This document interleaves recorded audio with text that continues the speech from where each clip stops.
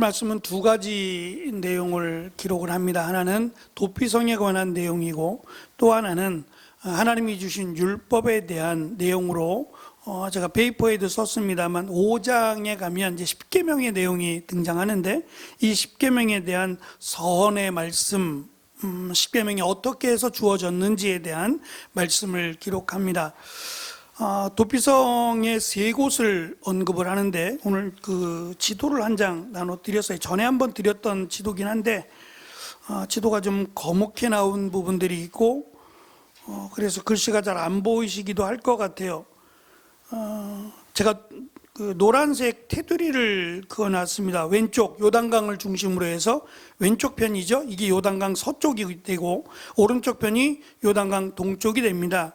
요단강을 기점으로 해서 왼쪽에 3개 그리고 오른쪽에 2개가 되는데 맨 위에서부터 게데스 밑으로 내려와서 세겜 밑으로 헤스본이 요단강 서쪽에 해당되는 도피성이고 오른쪽에 보시면 골란, 길르앗, 라못 그리고 베셀이라고 세 곳이 이 도피성으로 주어집니다. 원래는 도피성이 어느 쪽이라고 하는 언급이 없어요. 도피성을 언급할 때 도피성을 지으라고 구별하여 도피성을 세우라고 할 때에 그 처음에 말씀하실 때에는 도피성을 어디라고 하는 부분은 없어요.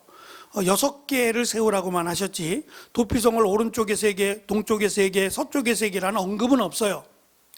언급은 없는데 지금 원래 하나님이 주시려던 적과 꿀이 흐르는 땅은 서쪽 땅이에요.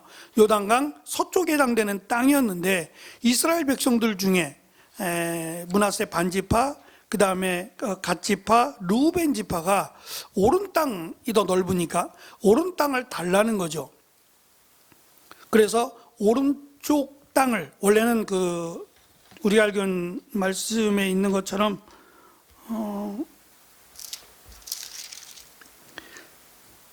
아모리 족속의 왕들이었던 바산 왕 옥, 그 다음에 시온이 다스렸던 땅들이었는데 그들이 이스라엘을 침략해 왔어요.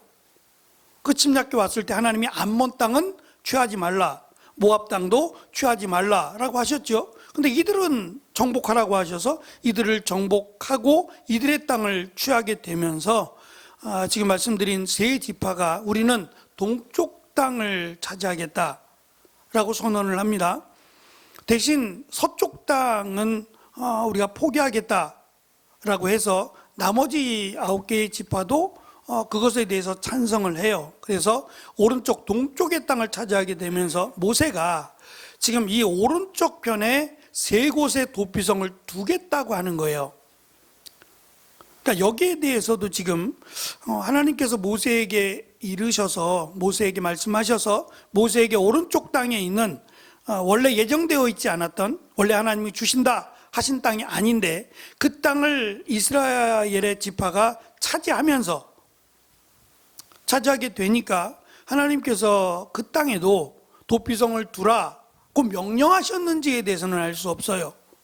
그것은 알 수 없지만 어쨌든 지금 도피성을 지금 왼쪽에 3개 그리고 원래는 6개를 왼쪽에다 두어야 되는데 이스라엘 백성들이 세 지파가 오른쪽 땅을 차지하게 되면서 그쪽 땅에도 도피성을 3개를 마련하라고 지금 명령하고 있습니다. 그 내용이 지금 1페이지 중간에 있는 민수기 35장의 내용을 보면 이스라엘이 요단강을 건넌 후에 6개 도피성을 지명할 것을 명령했거든요.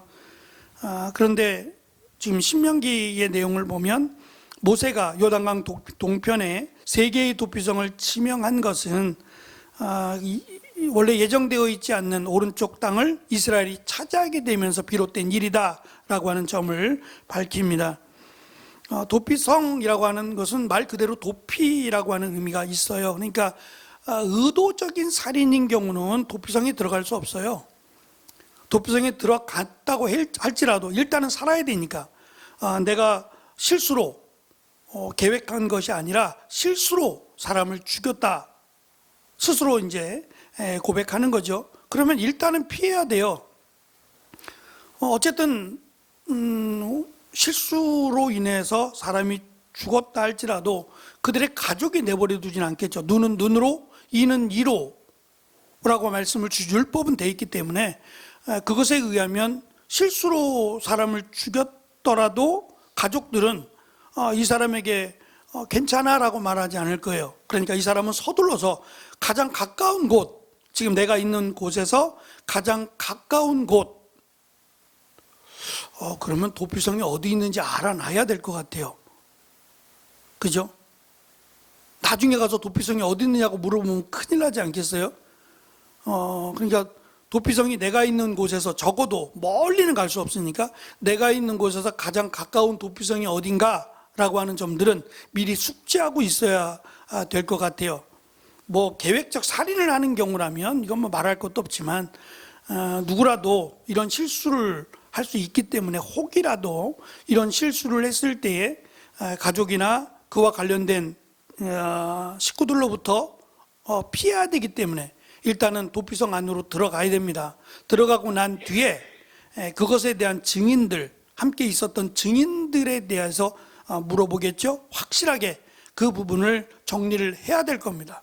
정리해서 실수가 아니다, 계획된 것이다 라고 하면 그 사람은 도피성에 거할 수 없고 바로 나와서 죽게 될 것이고, 그가 실수로 인한 것이다 라는 것이 확정이 되면 그는 이것을 확정한 대제사장이 죽을 때까지는 도피성에서 나올 수 없어요. 그냥 거기서 격리된 채로 살아야 하고, 그것을 확정한, 판결한 대제사장이 죽은 뒤에 그는 자유로운 삶을 살게 돼요. 어떤 면에서는 그것을 판결한 대제사장이 오래 살면 오래 살수록 도피성에 들어가 있는 사람들은 못 나오잖아요. 이것도 참 어떻게 규정 짓기는 어려웠을 것 같아요. 내가 들어갔는데 들어간 지 1년 만에 대제사장이 죽으면 1년 만에 나올 수도 있고 또 그렇지 않을 수도 있잖아요. 그러니까 이것은 어떻게 참 규정 짓기가 딱 몇 년이라고 정해 있지 않았다라는 점에서 조금 아이러니하긴 합니다. 어쨌든 그렇게 해서 만들어진 것이 도피성이고, 지금 12개의 지파입니다. 물론 오른쪽에는 3개의 지파, 2분의 1, 므낫세 반지파, 그러니까 므낫세는 동쪽도 있고 서쪽도 있는데 어쨌든 3개의 지파에 하나씩, 지금 땅이 워낙 크니까 3개의 지파에 한 지파씩 두었고, 나머지 지금 10개의 지파가 남아있단 말입니다. 므낫세 반지파까지 포함하면 그 10개의 지파 가운데 3개의 도피성이 마련이 됐어요. 지역으로 따지면 지형의 크기는 오른쪽이나 왼쪽이나 크게 차이는 없어요. 그러니까 아마도 지형의 크기를 놓고 도피성을 정했지, 여기는 이쪽은 10개나 되니까 이쪽에다가는 한 5개 놓고 이쪽에는 3개밖에 안 되니까 하나만 놓고 이렇게 결정했다는 아니었. 그러니까 지파의 수대로 결정한 것은 아니었다라는 생각이 들어요. 그래서 가장 지혜로운 방법으로 도피성이 필요하다라는 것은 실수할 수 있다라고 하는 점도 우리가 생각해야 되고, 어떤 면에서 12지파인데 6개라고 하는 도피성을 마련했다라는 것은 그 크기는 알 수 없어요. 남아있질 않고 그 지형이 어디다라고 정확하게 알 수도 없어요. 그냥 아예 흔적조차 없어져 버렸으니까 여기다라고 딱 말할 수도 없고, 그 크기도 얼마나 컸는지, 몇 명이나 수용할 수 있는지도 알 수 없어요. 그러니까 그냥 추측에 불과할 뿐인데, 어쨌든 12개의 지파 가운데 6개의 도피성을 두었다라는 얘기는 그 도피성의 크기를 떠나서 실수하더라도 그 자리가 비좁아서 못 들어가는 일은 없었을 거라는 점이죠. 이런 실수를 또 다시 하겠어요? 한 번 했는데 2번 또 이런 실수를 하겠단 말이죠. 그렇게 본다면 도피성에 들어가지 않으려고, 그러니까 예를 들면 사람을 죽일 수 있는 도끼라든지 이러한 그 도구들을 쓸 때에는 몇 번이나 더 점검을 했을 거예요. 이것이 빠지지 않을까? 왜냐하면 위험스럽잖아요. 위험한 물건이나 위험한 곳에 가서 일을 할 때에는 2번, 3번, 몇 번에 걸쳐서도 아마 점검을 하지 않았을까라고 하는 생각이 듭니다. 어쨌든 지금 주신 6개의 도피성이 원래는 왼쪽 서쪽에 도피성 6개를 두어야 되는데 이것을 오른쪽에 3개를 두었다고 해서 하나님이 책망을 하시거나 한 것은 아니었다라는 것을 볼 때 어느 정도 그냥 고정적으로 딱 무조건 그래야 돼라는 것이 아니라 상황에 맞게끔 조금씩 이 정상을 참작해서, 이 페이지의 내용이 그겁니다. 정상을 참작해서 필요하다면 긍휼을 베풀라고 이스라엘 백성들을 위해서 하나님의 율법이니까 절대 고치면 안 돼. 물론 그런 부분도 없지 않아 있지만 이런 부분은 도피성을 왼쪽에 3개, 오른쪽에 3개 두는 경우는 어느 정도 정상을 참작해서 할 수 있도록 변화를 줄 수 있도록 해주신 것은 아닌가라고 하는 생각도 가져보게 됩니다. 며칠 전에 전 함께 공부했던 동기 목사님, 지금 나이가 54세 정도 됐대요. 54살 정도. 거기도 조금 신학을 좀 늦게 했는데 54세 목사님인데 전주에서 개척을 했어요. 부목사로 오래 있다가 전주에서 개척을 했어요. 4년 전에. 근데 사실은 교회가 너무 어렵잖아요. 나와서 상가를 얻어서 교회를 시작했는데 부목사로 있던 교회에서 아마 3년 정도 후원을 해줬던 것 같아요. 지원을 해주고 상가 관리비도 좀 내주고 이렇게 했던 것 같은데 그게 이제 마냥 해줄 수는 없으니까 한 3년 정도 지원을 해주고 아마 끊었던 것 같아요.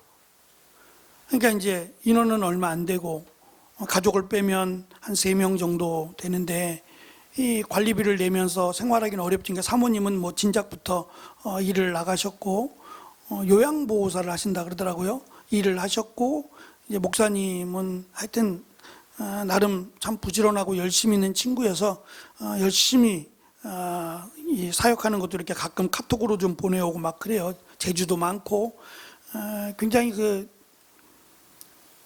성격이 좋아요. 일단은 성격이 참 좋고 그래서 근데 어쨌든 그렇게 어려움을 겪다가 어떠한 경우가 있었는지는 알 수 없는데 이번에 거제에 있는 거제가 아니라 김제에 있는 교회로 가게 됐어요. 그 교회가 70년 된 교회래요. 시골이라 그러는데 논밭이 있는 교회, 시골 교회인데 그 교회 건물도 있고 뭐 사택도 옆에 있고 오래된 교회이긴 하지만 그래서 성도들이 어른들이 한 50명 정도 되시고 3분의 2는 70대 이상. 자기가 제일 젊대요. 자기가 아들뻘밖에 안 되잖아요. 솔직히 어르신들에 비하면 아들뻘이니까 아주 사랑을 독차지하고 있다고 이야기해 주더라고요. 아직 정리가 덜 된 부분이 있어서 사모님은 계속 전주에서 있었으니까 전주에서 일을 하시다가 이제 6월달까지 정리하고 6월달에 그쪽에서 이제 아마 직장을 알아보실 것 같아요. 근데 제가 요 얘기를 드린 것은 이제 과정을 제가 좀 물어봤어요. 앞에 목사님은 어떻게 됐느냐 했더니 그 목사님이 41년 목회하셨대요. 이게 어떻게 가능하냐 그랬더니 전도사 때부터 시작을 하셨대요. 그러니까 29살에 시작을 하고 70에 은퇴를 하셨으니까 되죠? 전도사 29살 때부터 그 교회 가서 사역하시다가 목사님이 되시고 그냥 쭉 하시다가 70세에 은퇴하셨으니까 41년 하셨죠. 41년 딱 하시고 김제에서 떠나서 전주로 그냥 가셨대요. 딱 내려놓고 막 후임에 대한 부분은 교회에다 맡기고 본인은 그냥 딱 떠나셨다 하는 얘기를 들었고 뭐 자기가 왔을 때에도 전혀 교회가 어려움을 겪지 않았고 문제도 전혀 없었다. 그 얘기를 들으면서 너무 귀하다는 생각이 들었어요. 목사님에게도 목사님 평생을 사실은 교회에서 보내신 거잖아요. 29살 때부터 70까지 거기서 사시면서 교인들과 함께 했으니까 그것도 너무 귀하고 목사님 그 마지막 마무리도 41년 하셨지만 교회가 후임으로 오시는 목사님을 생각하면 충분히 원로가 되실 수 있거든요. 20년이 넘으면 원로 목사님이 되고 원로 목사님이 되면 교회는 원로 목사님에 대한 부분을 조금 책임지도록 해요. 그래서 목사님 담임 목사님의 사례비의 뭐 70%, 80%를 드리기도 하거든요. 원래는 그러는데 교회 형편상 오실 목사님의 사례비도 온전하게 챙겨드릴 수 없는 상황이에요. 어르신들이 많다 그랬잖아요. 50명이긴 하지만 오시는 목사님도 그냥 생활하실 수 있도록 사모님 일 안 해도 될 정도의 사례비가 안 되더라고요. 근데 그런 상황 속에서 이분이 그냥 결정을 하셨어요. 결정을 하셔서 원로 목사를 내려놓고 안 하기로 하고, 원로 목사를 추대받지 않고 그냥 옮기셨어요. 그러니까 그런 분들을 통해서 제가 그분이 누군지도 모르고요.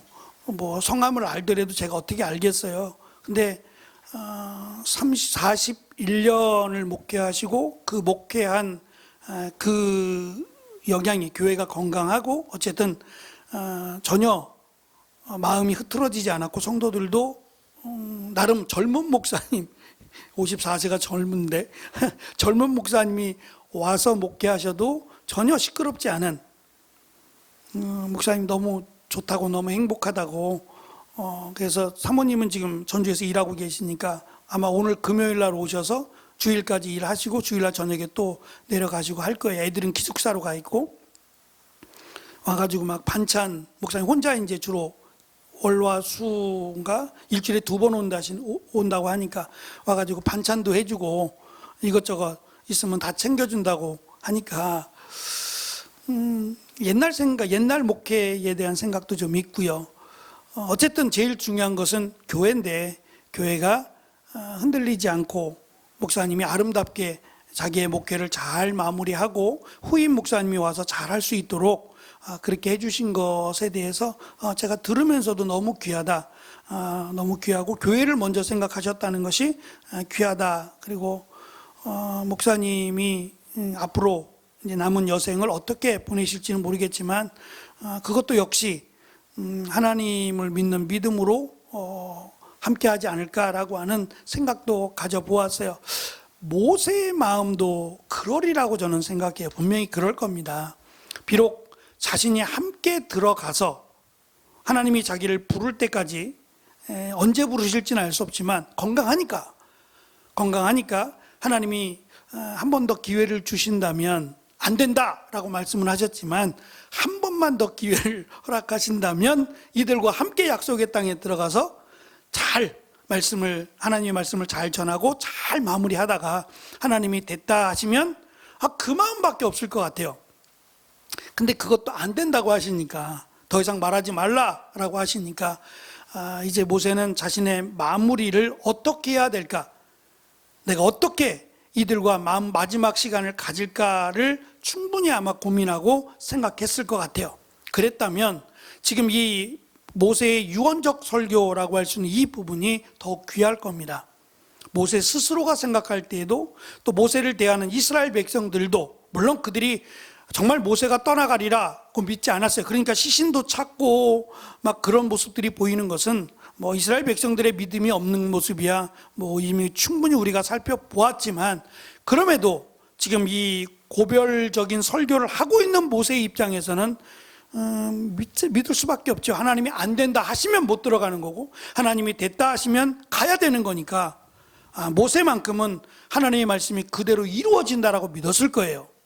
그랬다면 그가 지금 이 전하고 있는 마지막 설교가 정말 의미 있는 정말 중요한 내용을 기록하고 있을 것이다 라고 하는 점을 우리가 좀 생각하며 말씀을 살펴야 될 것 같습니다. 이 페이지에 보시면 지금 설명하고 있는 오른쪽에 있는 동편에 있는 요단강 동편의 도피성에 대한 설명이 간략하게 되어 있습니다. 이름들이 나와 있고 그 지형들에 대해서 어쨌든 지도는 그 지형들을 표시를 해야 되기 때문에 그 땅에 있는 지형에 이렇게 점을 찍어서 제가 노란색 테두리를 거놨습니다만 제가 볼 때는 지형이 왼쪽에 게데스나 세겜이나 헤스본이나 지금 일정 거리가 좀 보이시죠?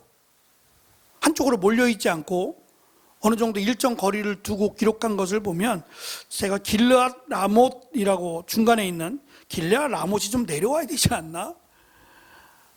여기가 아닙니다. 내려와야 되지 않을까 생각이 들어요. 그래야 이 도망가는 사람의 입장에서는 어느 정도 거리를 확인하고 갈 수 있기 때문에 조금 더 내려온 거리가 되지 않을까라는 생각을 가져보았습니다. 말씀드린 이 페이지 맨 밑에 쪽 지도를 펼쳐놓고 보면 이 도시들은 매우 규칙적이고 일정한 거리를 둔다. 어느 곳이더라도 사고가 나면 본의 아니게 가해자가 된 사람이 최대한으로 빨리 도피성으로 갈 수 있도록 배려하기 위함으로 보입니다.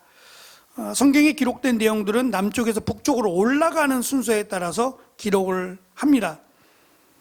그 다음에 이제 우리가 살펴볼 44절부터 해당되는 49절까지의 내용은 26장까지 이어지는 내용에 대한 소개를 하고 있고 또 5장에 등장하는 십계명의 서문처럼 보여집니다. 또는 어떤 학자들은 1장부터 4장의 내용의 결론으로 보기도 해요. 뭐 틀렸다 맞았다가 아니라 여러 가지 다양한 내용들을 우리가 생각해 볼 수 있다라고 하는 점입니다. 중요한 것은 지금 4장 잠깐 한 번 더 보시면 4장 45절이에요. 지금 하나님이 모세에게 율법을 주셨다라고 하는 내용인데 그것을 그냥 모세가 준 규례와 명령과 율법 이것은 다양하게 설명이 되는 거예요. 다르다는 것이 아니라 어떠한 것은 십계명, 계명으로 돌판해 주시기도 하고 어떠한 것은 입으로 주시기도 하고 또 그러니까 이 다양성을 놓고 설명을 하는 거예요. 그리고 이것을 다른 이름으로 3번에 걸쳐서 하나님의 말씀, 하나님의 계명을 강조하고 있다라고 보시면 돼요. 규례와 명령과 율법인데 46절은 이스라엘 백성은 그때라고 돼 있어요. 이 그때가 자칫 규례와 명령을 주셨을 때라고 볼 수 있기 때문에 그렇게는 아니죠. 그 이후로예요. 규례와 명령을 주신 이후로 지금 거의 끝마무리거든요. 바산왕옥과 우리가 2장에서 살펴보았잖아요. 지금 이 시내산에서부터 돌아와서 바산왕옥과 싸우게 되는 그 과정이 거의 끝 무렵이에요. 그러니까 율법을 받은 이후로 거의 40년 가까이 하나님이 계속해서 말씀하셨다는 거예요. 한 번 주고 끝나는 것이 아니라 하나님은 계속해서 말씀을 더해 주시고 또 반복해서 주시기도 하시고 이렇게 해서 말씀을 주셨다는 것을 지금 강조하기 위함이에요.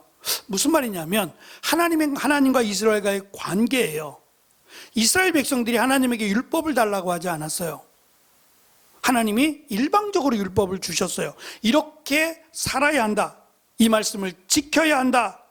그러면 하나님이 함께 하겠다는 약속이었어요. 근데 이 약속을 이스라엘 백성들이 어겼단 말이죠.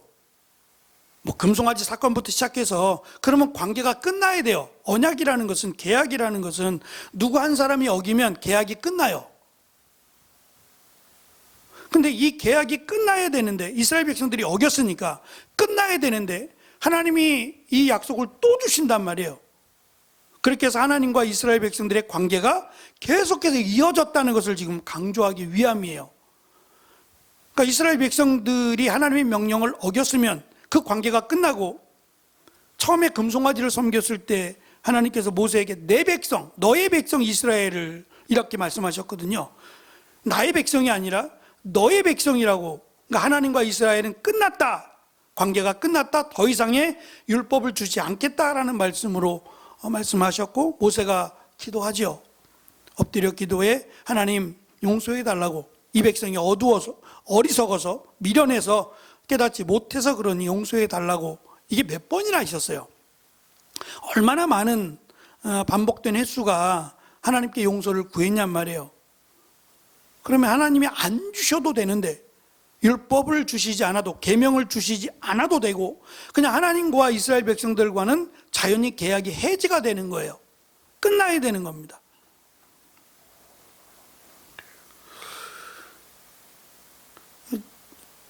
이 서울에 사시는 분들에게 손목 닥터를 하나씩 신청하게 하죠. 그러니까 자유롭게 하는 거예요.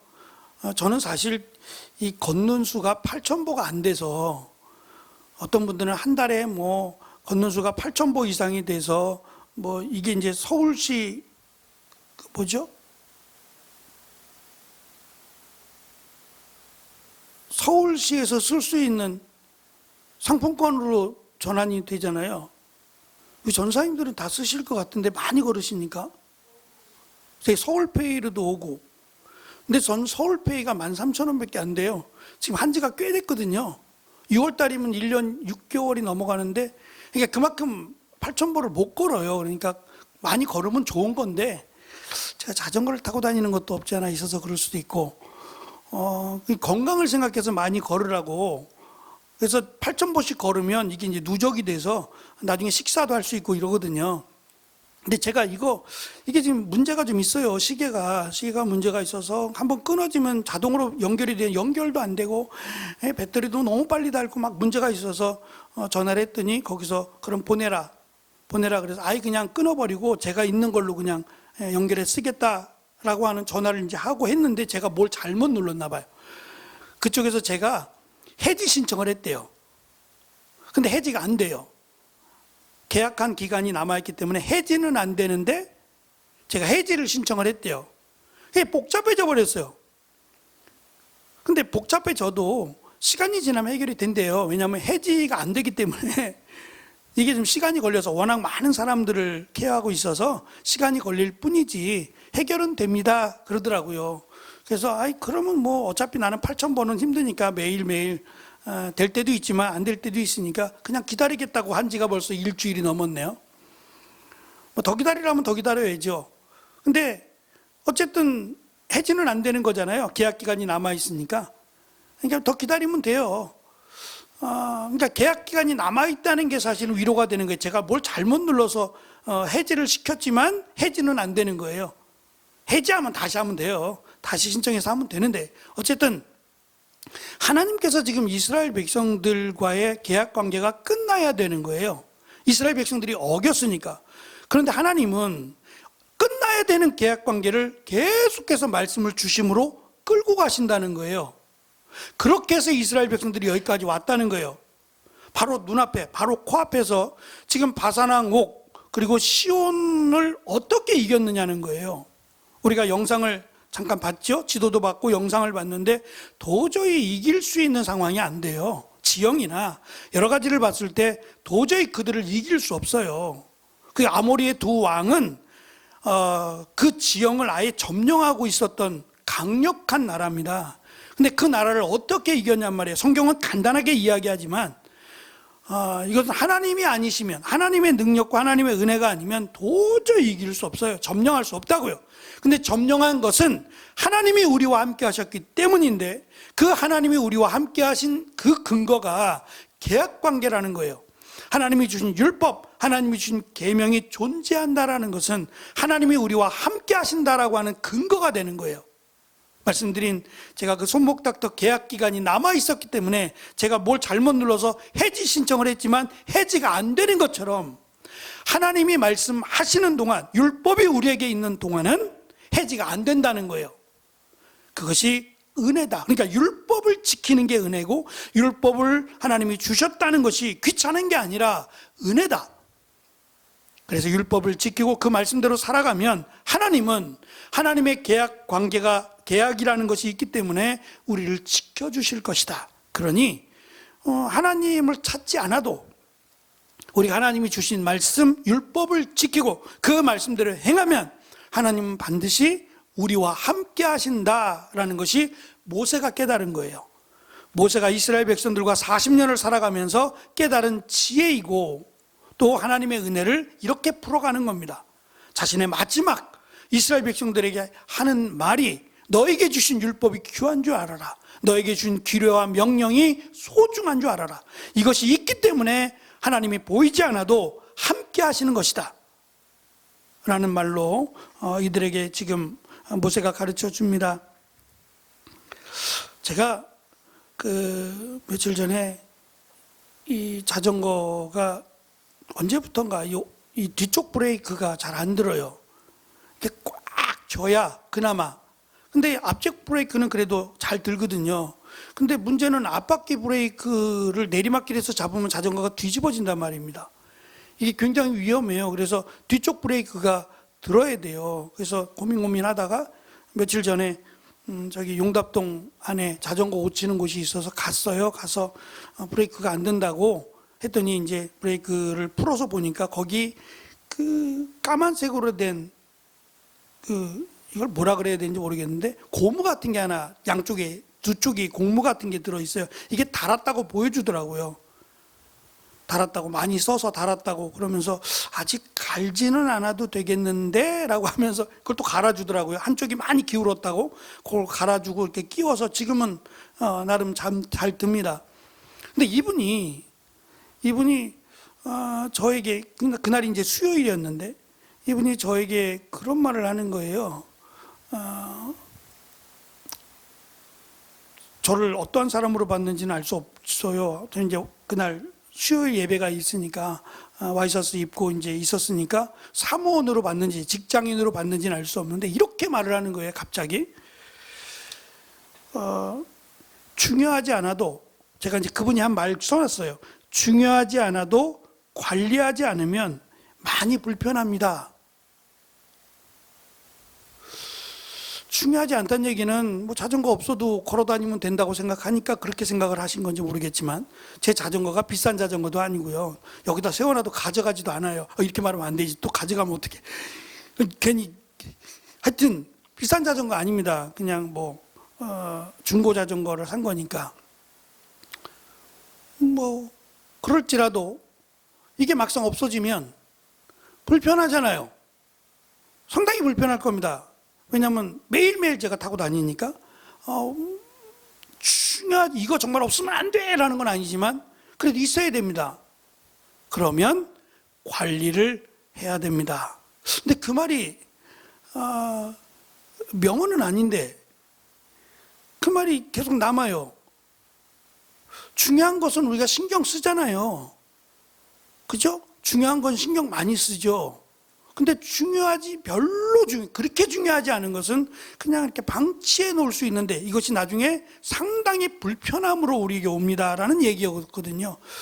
듣고 나니까 참 의미가 있다는 생각이 들었어요. 우리가 신앙생활하면서 꼭 지켜야 되는 것, 절대적으로 지켜야 되는 것도 있지만 그렇지 않고 그냥 이 정도는 하고 그냥 풀어놔 버리는. 근데 이게 만약에 문제가 생겼을 때 생각한 것보다 훨씬 더 불편해질 수 있다 라는 생각이 들었어요. 우리가 이렇게 된다라는 보장은 할 수 없어요. 누구도 할 수 없으니까. 그러나 시간이 지나면서 자전거 브레이크가 잘 안 되는 것처럼 내가 시간이 오래되면, 신앙생활을 오래 하면서 나름 그냥 느슨해 버렸거나 그냥 이 정도는 하고 그냥 흘려버리는 것들이 혹시 있지 않을까? 근데 이것이 나중에 큰 문제를 일으킬 수 있다 라고 하는 점에서 조금 더 우리를 좀 마음을 다지고 돌아보는 쪽으로, 그래서 벌써 1년의 절반 가까이가 왔습니다. 처음에 시작할 때 가졌던 마음보다는 좀 느슨해졌던 게 사실이죠. 우리가 대부분 시작할 때는 내가 뭐 대부분 그렇게 적으세요. 새벽기도 어떻게 하겠다. 다 적으세요. 이걸 한번 불러드려야 되나? 점검하는 차원에서 연초에 다졌던 마음을 갖고 계시죠? 갖고 계시잖아요. 한 번쯤 보세요. 이제 보셔서 내가 연초에 가졌던 다짐과 마음이 내가 지금도 지키고 있는가? 그렇다면 정말 대단하고요. 그래서 우리가 시작할 때의 마음이 참 좋거든요. 그 마음, 그 신앙의 모습으로 살아가기를 한 번 더 우리를 돌아보고 별로 중요하게 여기지 않는 것도 한번 살펴서 불편해지지 않도록 하는 것도 중요하다라는 생각을, 말씀을 준비하면서 다시금 생각해 보았습니다.